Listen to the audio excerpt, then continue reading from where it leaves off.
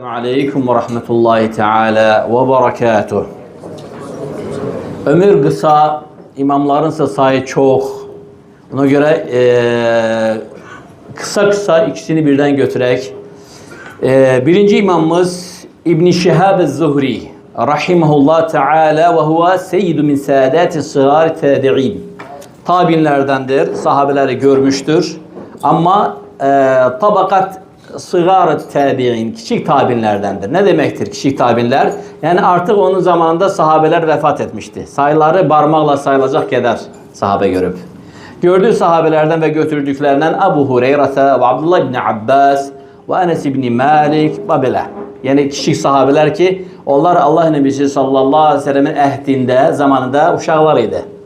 Sonra onlar sağ kaldı. Sonra onlar ulduzlara çevrildi. Ümmetin alim sahabeler oldu. Ama sıgar, küçüktüler onlar. Ve bizim tabimiz de sıgar tabinlerdendir. Yani artık onların son merhalesine çattı. Kimdi? İslam tarihinde hadis ilmini, ilmi madde olarak tedvin eden, telif eden ilk alimdir. Ona göre vaciptir ki onu mütlaka götüren kimdi o? Ez-Zuhri. Hadisi isnadıyla okuyanlar onun adını bilirler. İmam Bukhari'nin ravilerinin içerisindedir. Haddesene Zuhri. Yazıca gelir. Huve İbn-i Şihab Ez-Zuhri. Hafiz. Tabii ki hafız şek yoktu ki Kur'an'ın hafızı aynı zamanda hafizül hadis. Nece hifzederler hadisi? Musteneden. Diğerdeki misal şunun haddesene Zuhri. An Sa'id ibn Musayyib. An Abdullah ibn Abbas enne Resulullah sallallahu aleyhi ve sellem kâle ve bilah. Yani bunlarda hadisler musteneden isnadla idi. İsnadı da ezberleyerdiler, ruvatları da ezberleyerdiler ve sonra hadisin metnini hiç tehrif etmeden, ne kelime artırar, ne azaldar, ne de ki bir şekil, yani hareket tehrif etmeden olduğu gibi bid-dabti vel itqan bizim zamana getirip çıkardardılar. Bizim kahraman El-Quraşi. Bilirsiniz ki Kureyşler netice itibariyle Allah Nebisi sallallahu aleyhi ve sellem'in soyunda ya 5, ya 6, ya 7, ya 8, ya 9. babasında birleşir. فَهُوَ الزُّهْرِيُّ الْقُرَشِيُّ الْمَدَنِي Medinelidir, Zuhri'dir, El-Quraşi ve zamanının mühendislerinin imamıdır. Zuhre kabilesindendir. Kureyş'in Zuhre kabilesinde kim vardı bizde? Abdurrahman İbni Avf radıyallahu anhu yazı geldi. Ve yaşadığı zaman Umeyye halifelerinin zamanıydı. Umeyye de Kureyş'idir. Osman bin Affan ve Muaviye bin Ebi Süfyan'ın neslidir bilirsiniz. Tesevvür edin, Halife El-Quraşi. Alim El-Quraşi. Üst üste geldi. Laf el oldu. Bu itibarla bizim alimimizin yani hilafet zamanı, Umeyye hilafet zamanı çok büyük bir ihtiramı, bir ta'zimi var idi. Yani onun saraya girmesi yaşıl ışığıydı. Böyle deyək də, yani o kəslərdən idi ki, ürək istediği zaman saraya daxil olabilir, halifeye müraciət elə bilərdi, yaşıl ışıq. Çünkü Umavi dövləti, Ərəb dövlətiydi, Umavi dövləti, El-Quraşi dövlətiydi, Umavi dövləti. Bilirsiniz ki, Muaviye ibn Ebi Süfyan, El-Umavi ve Umeyye, Allah Nebisi sallallahu aleyhi ve sellemin babasının kardeşidir, emirler sayılır. Bu itibardan onu çok büyük hürmet ederdiler. Sahabelerden çok az insan görmüş çünkü artık son merhaleydi, ona göre sıgar tabi'in ama tabi'inlerin ağası, en çok sahabe görmüş alim Sa'id ibn Musayyib'in bizzat yani şagirdidir. Bizzat şagirdi ne demekti? Rukbeten rukab. Yani birinci safta imamın ayağının altında ilk oturan şagird odur. Var ki mecliste oturup hardasa 10 bininci nefer. Ben de görmüşüm onu. Yok. Bir de var ki rukaben rukab. Yani dizden dize. Yani Sa'id bin Musayyib'in yani yanında ahra kimi aldı ta ki 8 yıldan sonra şeyh dünyasını değişende çok kızıl tövsiye etti. Görnedi de onun hakkında. Deyir ki men mâte ve terake mislek lem yemut. Yani artık rahat ölebilirim. Yani senin kimi özünden sonra şagird bırakan insan rahat ölebilir. Yani öyle bir şagirddir. Yani Sa'id ibn Musayyib'in bütün ilmi ondadır. Ve tabii ki onun da şagirdleri onun seviyesinde ulduzlardır. Maşayihı da onun ulduzlardır. Yani ilmin ulduzlardır. Gelin tanışalım. Kimdi o? İsmi Muhammed İbni Muslim, İbni Ubeyd İbni Abdillah İbni Şihab. Qəbilə Zuhra qəbiləsidir. Hansı qəbilədir? Qureyşin Zuhra şiabındandır. Abdurrahman İbni Avf da o qəbilədəndir. Umeyye zamanı, Umeyye xilafəti zamanı yaşamışdır və Umeyye xəlifələri ona xüsusi ehtiram göstərərdilər. Hicrətin 51, fikir verir rəqəmə, 51-52-ci ilində dünyaya gəlib, yəni hələm də sahabələrdən kiçik yaşlı olan sahabələr artıq qocamandılar, hələm də var, onları görüb və hicrətin 124-cü ildə vəfat edib və öz zamanında hədis alimlərinin imamlarından sayılırdı, hafiz. Deməli, Əl-Quraşi, Əz-Zuhri, Əl-Mədəni, Nəzilü-Şam. Nəzilü-Şam nə deməkdir? Şama köçmüş. Sonradan orada yaşamış. Niyə görə? Çünki Umeyyə xilafətinin sarayları, iktidarı Şamdaydı və Şam alimləri özünə toplayan, yəni həm paytaxt, həm də ki elmi mərkəzə çevirmişdi. O artıq ora köçdü və orada yaşadı. Nəzilü-Şam. İbn-i Şihab Zuhri tərifləri deməyəcəm. Thawri haqqında gələn təriflərin eyni mislində həmin imamlar onun haqqında demişdi. Burada müxtəsər eləyək. Digər imamlarda gördüyünüz eyni sifətlər onda var. Abidun, zahidun, savvamun, qavvamun, hafizun, dabtun, ayətun fil hifzi və zəka. Yəni hifzdə və əzbərdə ayətdir, möcüzədir. Sifəti, keyfiyyəti deməli uzun saçlıydı. Saqqalı Əbu Bakr Sıddıqın saqqalına bənzirdi. Xafiful aridayn, çənələri görsənir, çənəsi saqqalın dibindən görsənir. Saqqalı çox zəif yetişirdi. Tünd hənə vurardı, lap tünd hənə vurardı ki, uzaqdan qara görsənərdi. Əslində tünd qırmızıdır. Saçı və başına da hənə vurardı. Və kənə bihi ə'məş. Onun bir göz xəstəliyi var idi. Bu göz xəstəliyinə bizdə tibdə toyuq körlüğü deyirlər. Gün ortalar çox pis görür, gecələr heç görmür. Kənə bihi ə'məş. Boyu qısaydı. Rahimehullah Teala.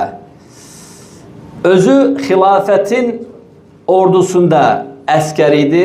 Rusu da oradan gəlirdi. Elə belə əskər deyildi, komutan əskərlərdən idi. Böyük rütbəsi var idi. Kənə bi rütbətil əmir. Yəni, maşallah komutan və hətta deyərək komandir səviyyəsində bir əskərdi xilafətin ordusunda. İslam'a verdiyi töhfəti. Ömer İbni Abdülaziz'i tanıyırsınız. Halifetur Raşid. Rahimahullah. Yadınıza geldi. Ömer İbni Abdülaziz'in xilafəti qısa oldu. O, Ömer İbni Abdülaziz'in subhanallah İslam'a verdiği töhfətlər bu kısa müddətdə sahib qutarma olmur. Ve Ömer İbni Abdülaziz'in en böyük verdiği töhfət İktidara gələndə İbn-i Şihab Zuhrini saraya dəvət edir və deyir ki, hədis elminin əsasını qoyacaqsan. Artıq bu dəfə hədis elmi kitab şəklində olacaq. Tədvin şəklində olacaq. Yəni, İmam Buxaridən qabaq, elə bir ki, Zuhrinin toplumu. Və əlhamdülillah, Ömer İbn Abdülaziz'in əmri ilə o artıq hədis alar, hədis verir, rivayət edir və hədisin ilk tədvinini, ilk kitab şəkildə hədis toplayan İslam tarixində, yəni alimlərdəndir. Və Ömer İbni Abdülaziz onun haqqında buyurur ki, çünki mənim zamanımda, yəni Ömer İbni Abdülazizin o qısa müddətində ondan daha elmli, hədisi bilən insanı o tanımırdı. Dedik ki, onun müəllimləri İslam dünyasının ulduz alimləridir və onun şagirdləri də özündən sonra onun səviyyəsində şagirdlərdir ki, biz onların da həyatını bir-bir inşallah öyrənəcəyik. İmam Leyfi Rahimullah onun haqqında deyir ki, kənə alimən mevsuiyyən, o hər tərəfli alim idi. Yəni bizim təbirlə allamə, hər tərəfli alim. Nə deməkdir? Yəni nahv və sarf, qrammatikadan soruşsaydın deyərdin ki, bu lüğət alimidir. Təfsirdən soruşsan deyərdin, yox, bu təfsir alimidir. Hədis və usul və rical və rivat və həmçinin mutundan soruşsa deyərdin ki, yox, bu hədisin imamıdır. Hətta tibdən soruşsan deyərdi ki, yox, bu deyəsin cərrah həkimdir, buna çatan həkim yoxdur. Yəni, hansı fəndən soruşsan, huva bahrun. Kimi xatırladır? Abdullah İbni, kimdir? Abbas. Onun şeyhini xatırladır. Allahu Akbar. Bizim bu imam da hafizun, thiqatun, dabt və çox təmrin eləyərdi, əzbərini gücləndirməkdən ötürü çox məşq eləyərdi. Hətta onun çox qəribə, lətif əməllərindən də biri, onun bir kəniz köləsi var idi, qız uşağı. Birdən onu oyadar və deyərdi ki, Həddəthənə Thawri və Həddəthənə Səud ibn Müseyyib an Əbi Hureyra. O deyir ki, mən və Thawri ilə nə işim var? Qoy yatımda, dedi ki, yox, əzbər ancaq belə nə olur? Və neyin yerdə qızcığa da oyadardı və əzbərini onun üzərinə dağardardı, tökərdi ki, tək əzbərini təkrarlamış olsun. Qur'anı 80 günün içərisində əzbərlədi və topladı. Bax, 80 gündür biz görüşürük sizlə. Hansımız biriniz bu 80 gün içərisində Qur'anı başdan ayağa əzbərlədi və topladı könlündə, köksündə. İndi bildiniz bunu hifz necəydi? Ayə fil hifz. 80 günə, yəni 80 günə 3 aydan qısa bir müddətə Qur'anı əzbərlədi. Özdə necə əzbərləmək? Yəni əzbərli və əzbər danışırlar.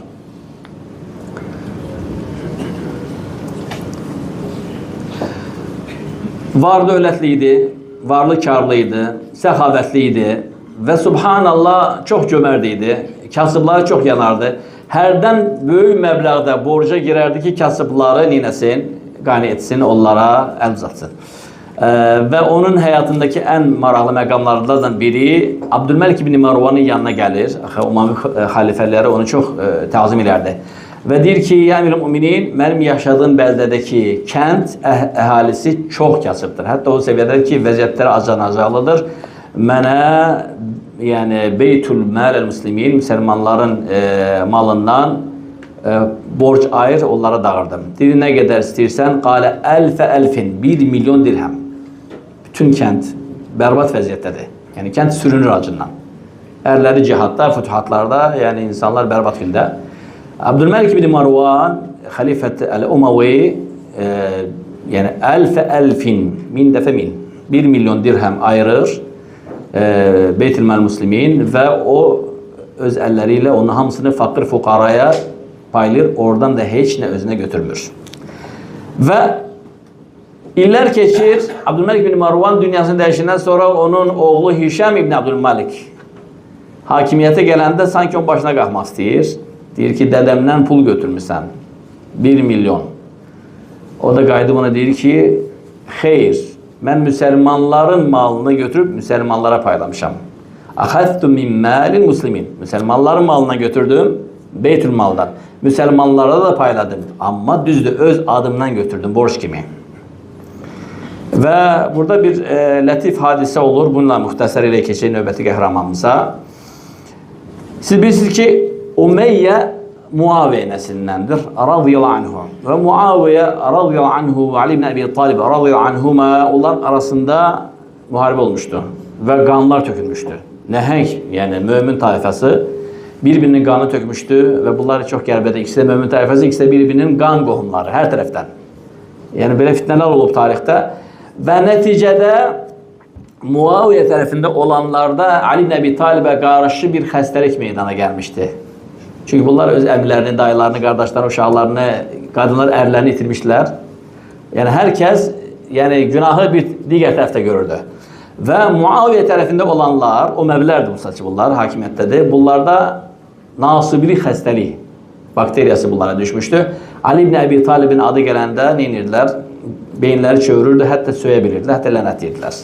Və bu fitnə olmuşdu tarixdən və düşmənlər bu fitnədən məharətlə istifadə edib öz sapıq batil firqəsini qurmuşlar, bilirsiniz. Amma açıq deyirik, onlar bizdən, biz də onlardan uzaqıq.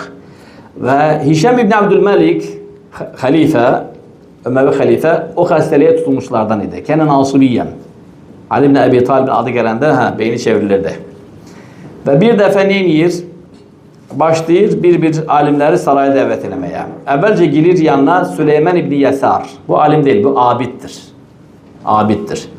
Soruşur ki, bu ayət kim üçün gəlmişdi? İnnellezîne câû bil ifki usbetun minkum la tahsabuhu şerran lekum bel huve hayrun lekum likulli imri'in minhum mektesebe minel ithm vellezî tevellâ kibrahu minhum lehu azâbun azîm. Kimdir o kəs ki, yəni bu günahın başı odur. Yəni ifk hadisəsində Ayşə böhtan atan, günahın başı, ən böyük əzab çatan insan kimdir? Bunu kim soruşur? Xəlifə Hişam ibn Abdülməlik.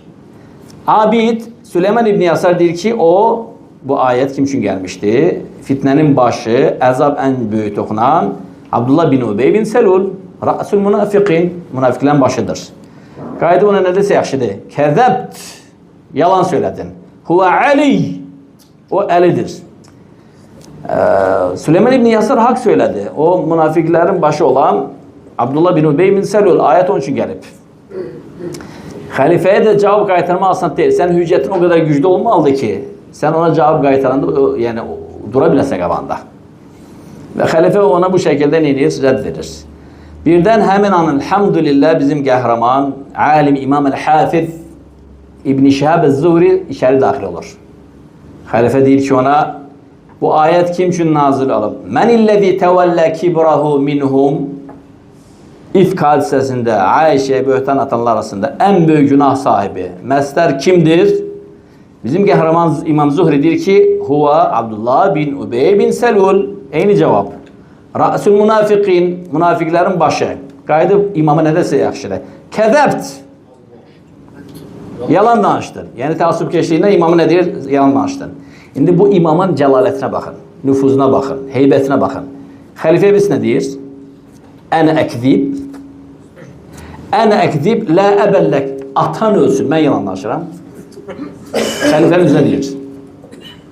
Deyir vallahi لو نادى مناد من فوق سبع السماوات يا أهل الأرض إني أحللت لكم الكذب ما كذبت. Andolsun ki Allah'ın izzet ve celalına onun emriyle göyden bir carçı dese ki ey yer ehli bugünden sonra yalanlaşma halallık yerinde danışmardım.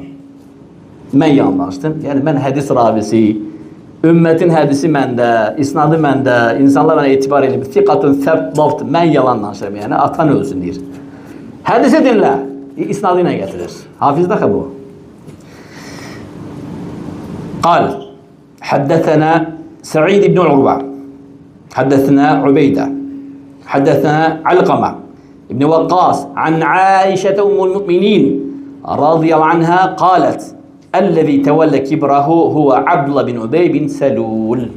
Yani bu yoldan geçen bir abid değil de bu insan hafız.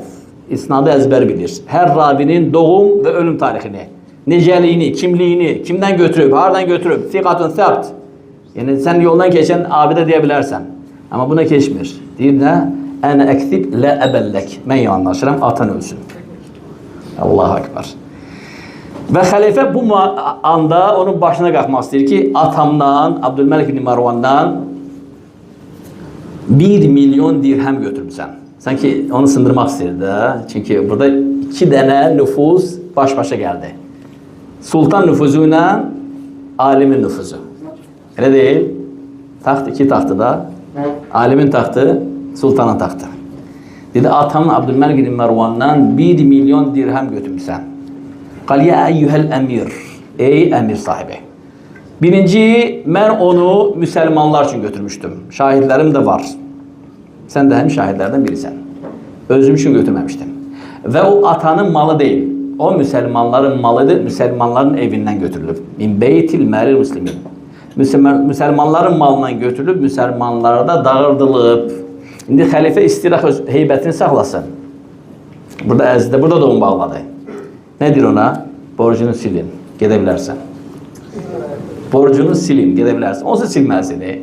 Düzdür yazıp öz adına götürüp. Yani imza olarak adı geçir orada. Ama fakt oldu ki Müslümanlardan Müslümanlar için götürüp de. Dedi borcunu silin. Gedebilirsen. Böyle onu yola salır. İmam da ne diyedir? Elhamdülillahillezî huve min indi. Hamdolsun Allah'a ki bütün bu nimetler yine de ondandır. Hicretin 124. yılında vefat eləyir. Ramazanın 27. gecesinde Allahu Ekber. Allah Subhanahu teala ona rəhmət eləsin. Keçirik birbaşa ikinci qəhrəmana.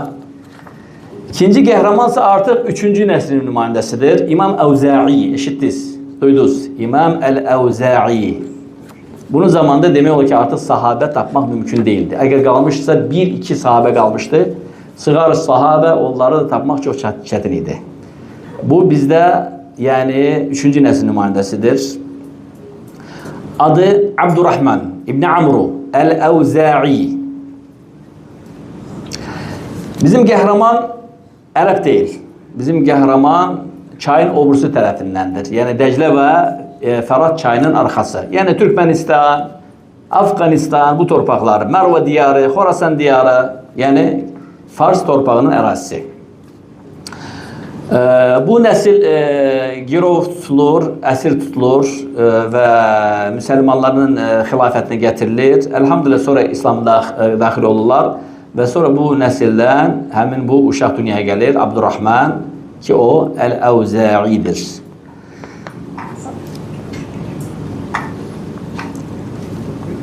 Əvzə'i yəni çox uşaq ikən atasını itirir. Uşağın təqribən 1 ya 2 yaşı olanda atası vəfat edir, uşaq yetim böyüyür. Baxın qardaşlar, İslam ümmətində necə analar olub. Baxın, deməli uşağın ya 1 ya 2 yaşı olanda atasını itirir uşaq, olur yetim. İndi normalda anası ərə gedə bilər, elə deyil. Anası ərə getməyi özünə haram edir, qadağan edir. Niyə görə? Bütün potansiyalı uşağı böyütmə və tərbiyəsinə versin və nəzir elə ki, bu uşağı mən alim edəcəm, ümmətin alimi. Ona görə özünə nikaha haram edir. Nə məndə haram? Yəni şəri haram olaraq yox. Yəni nikaha girməyəcəm və bütün elçiləri rədd edir. Heç kim elçi gəlməsin. Yəni Abdurrahmanın anası ərə getməyəcək, bunu bilin. Və neyinir? Uşağın üzərinə düşür. Uşağı böyüdür və nəticədə ümmətə Əvzə'i kimi bir imam yetişdirir. Baxın necə analar oldu. Allahu Akbar və lilləhəmd. Və onun da dərəcələri, keçmiş imamların dərəcələri ilə eynidir. Onları təkrarlamaya ehtiyac yoxdur. Zuhda imam, təqvada imam, hədisdə imam, təfsirdə imam, əl-vara imam, hər şeydə, rəsən fi kulli şey. Faqihən, alim. Abdullah ibn Mübarək deyir ki, bizim zamanda hədis imamları 3'tür. Yəni Abdullah ibn Mübarək deyir ki, elə bir zaman gəldi ki, artıq sağ qalan hədis imamları 3 nəfər qalmışdı elə bir ki, məşhurlar. Onların sözü bir ara gələndə artıq hüccət sayılır. Kimdir? Əth-Thawri keçdik. Əl-Əvzə'i indiki qəhrəmanımız və İmam Məlik İbn Ənəs. Bunlar üçü də bir hədisə desələr ki, hədis səhihdir, söhbət bitdi. Hədis səhihdir. Rasulullah sallallahu aleyhi ve sellem belə söylüyor.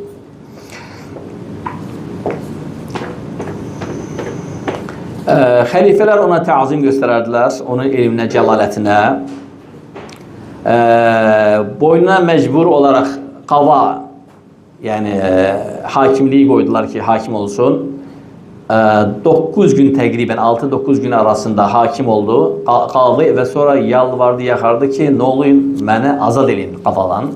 Və elhamdülillah qadadan çıxır, yəni hakim olmaq istəmir. Baxma ki, hökmü kitab və sünnənlə verirlər və təzədən hədis elminə və fiqh elminə qayıdır. İmam Thawri biz keçdik. İmam Thawri bundan yaşda kiçikdir qardaşlar. İmam Thawri yaşda bundan kiçikdir, Əvzə'dən kiçikdir. Baxın, görün o dövrün sələfləri bir-birinə necə sayğı, hörmət eləyərdilər, alimlər.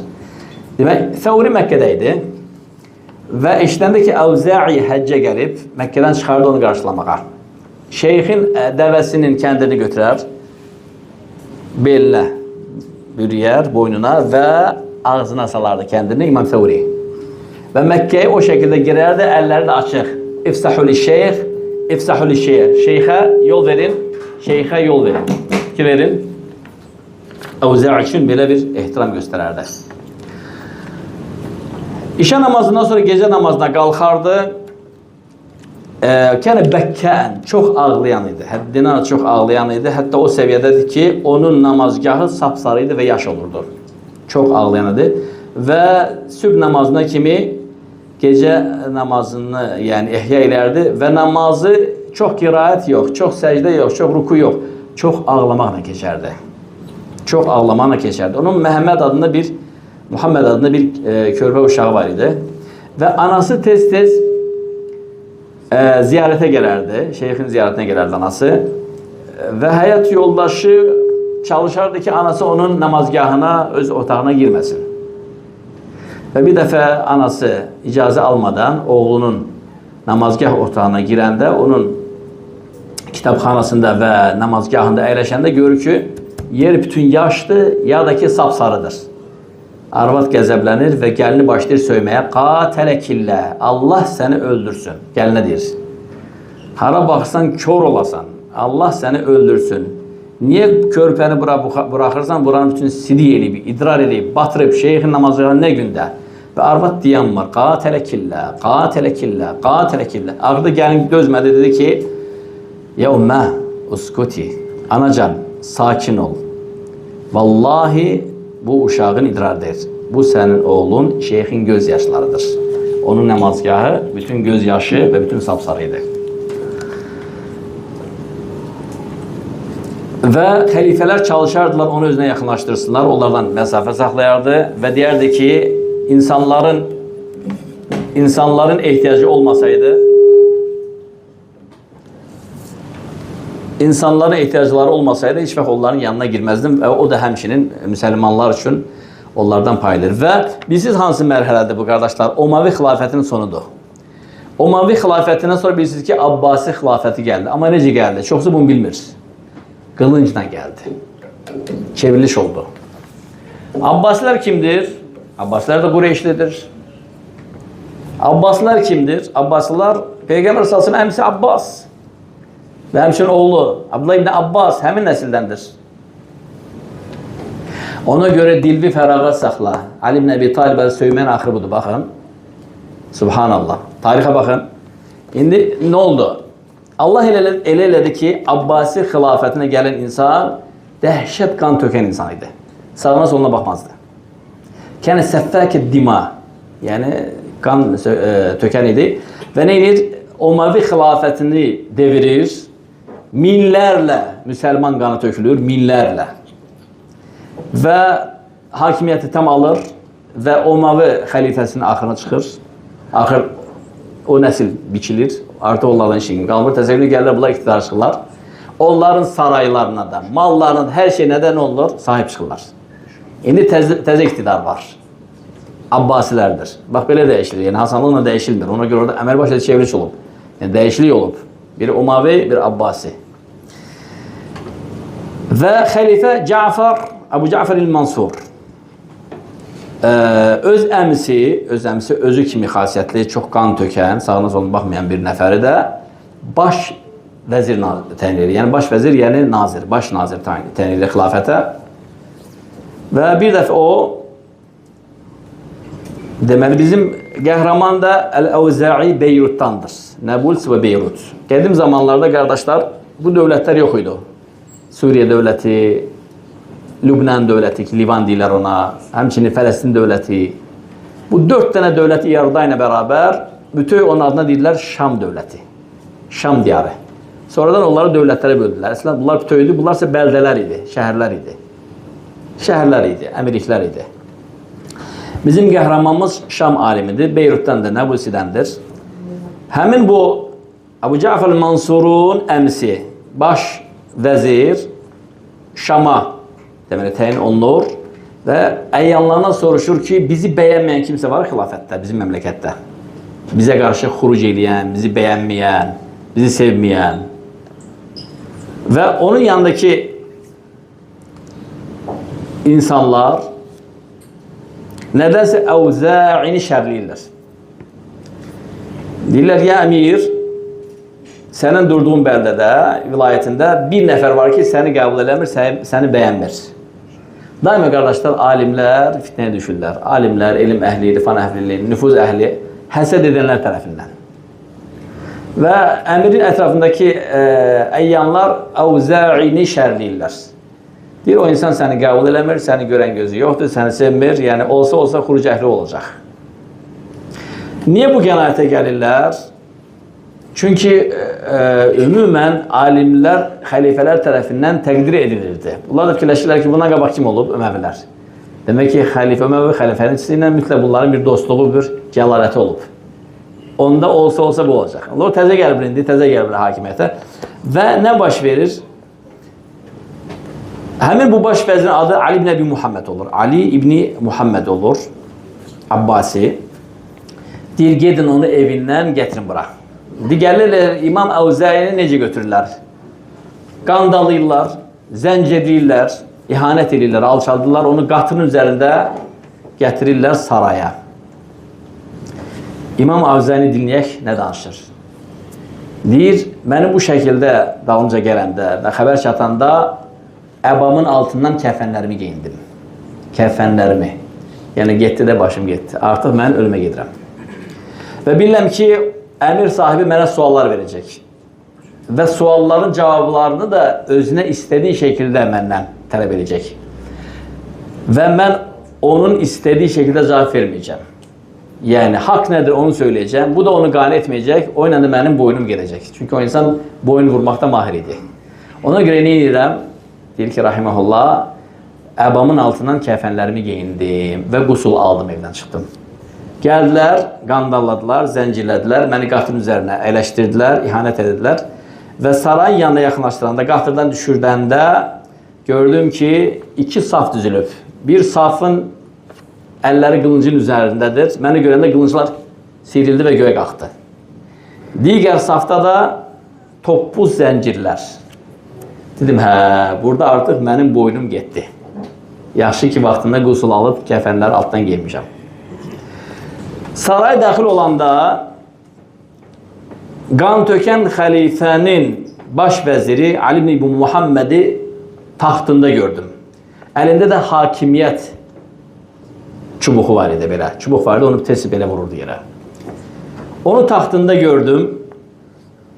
Subhanallah. Və önündə inək dərisi.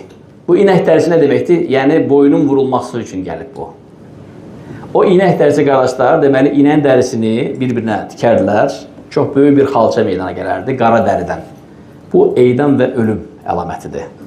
Yəni, əgər o dəri xəlifənin taxtının önündədirsə, deməli, çağırılan qoymaq öldürülmək üçün çağırılıb. Niyə görə? Çünki həmin o dərinin üzərinə çıxar, sual edilər və sonra onun bir işarəsi ilə onun boynu gedəndə ora bütün qan dağlar. Qan hara dağlar? Dərinin üzərinə. Dəri də çox genişdir. Ki, saraya qan düşməsin, ləkə düşməsin, mərmərə, yerə, xalçaya.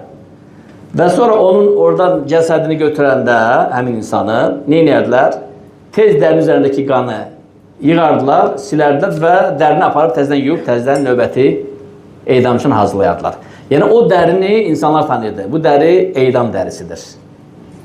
Eydam dərisi çox geniş, belə bir-birinə tikilmiş böyük bir dəridir.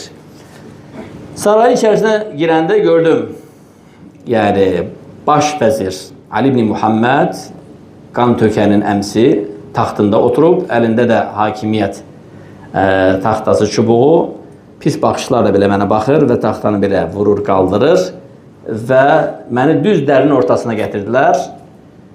Əskərlər də sağından solundan əlləri qılıncda sanki əmri gözləyirlər. İşarəni gözləyirlər ki, boynum getsin. Əmir sahibinin sualı. Sual verir imama. Deyir, biz Öməvi xəlifəsini devirdik. Boynunu vurduq və onunla vuruşanların hamısının qanına qaltan elədik. Onların qanını tökməkdə biz günaha batdıqmı? Sualı var. Cavab verə bilərsən bu sualı? Onların qanı bizə halalmı? Onların qanını tökməkdə biz günaha batdıqmı? İmam Əl-Əvzə'i deyir ki, bu sualın cavabını verməmişdən qabaq özümü İzzət və Cəlal sahibinin din günündə təsəvvür elədim. Təsəvvür elədim ki, verdiyim bu cavabı orada məndən təzdən soruşacaqlar. Burada nəsə yola vermək olar, yəni sualdan qaçınmaq da olar, sualı dəyişmək də olar, başqa cavab verə bilmək də olar. Amma bu sualın cavabını mən o gün İzzət və Cəlal sahibi Cəbbara təzdən artıq verə bilməyəcəm. Və qətiyyətlə qərar verdim ki, ölüm var, döndü yoxdur. Haqq nədirsə onu eşitməyə məcbur olacaq, hətta boynum belə vurulsa.